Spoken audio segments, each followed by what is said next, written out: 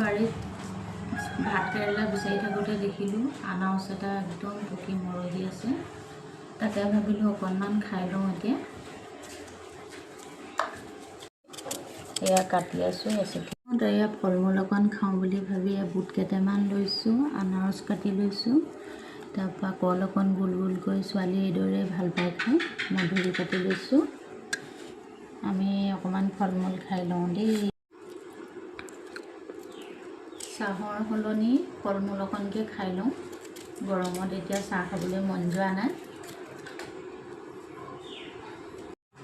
এইটো ইমান মৰহি আছিলে, জুচ বনাবলৈ ভাল আছিলে বাৰু, আৰু নহ'লে জেলি অকণমান খাবলৈ ভাল হ'ব। কেইদিনমানৰ পিছত জেলি অকণ বনাই থ'ব লাগিব।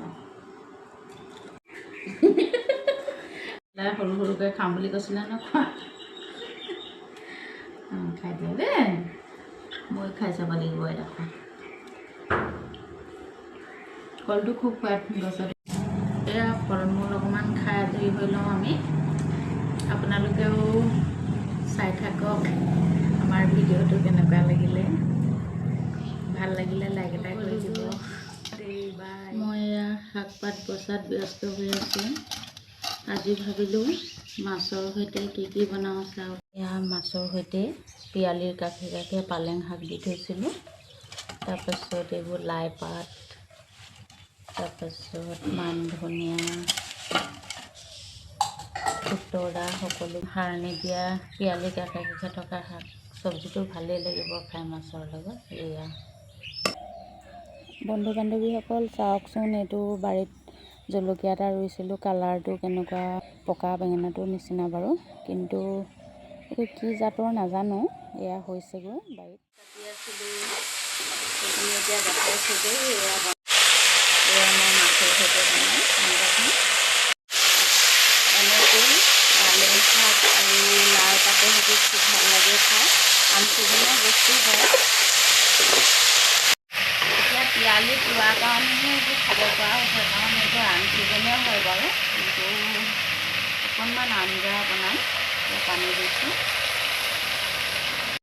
হ'লে লৈছে আৰু দেই, উতলি আছে। আঞ্জাখনে বাঢ়ি লৈছোঁ দেই। মাছ কেইটামান কম, কিছু গৰম পৰিছে আৰু দেই।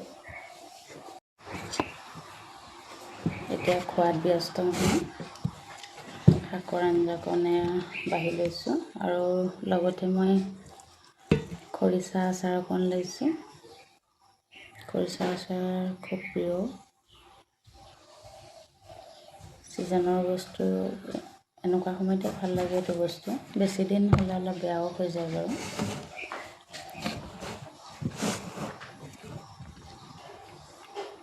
আপোনালোকে খোৱা বোৱা কৰিলেনে? মই আজিলৈ শাকৰ আঞ্জাৰ সৈতে ভাত সাজ খাওঁ। এয়া খাই আছোঁ দেই। লগতে সৰু সৰু বেঙেনা তিনিটা পিটিকা বনাই ল'ম। তাৰপৰা হালধীয়া জলকীয়াটো যে খাব পাৰোঁ নোৱাৰোঁ পিছৰ কথা, 3টা লৈছোঁ মই। খুব ধুনীয়া লাগিছে দেখি এইকেইটা। মই খাওঁ দেই আজিলৈ ভিডিঅ'টো ইমানেই। আৰু নেক্সট এটা ভিডিঅ'ত লগ পাম। বাই।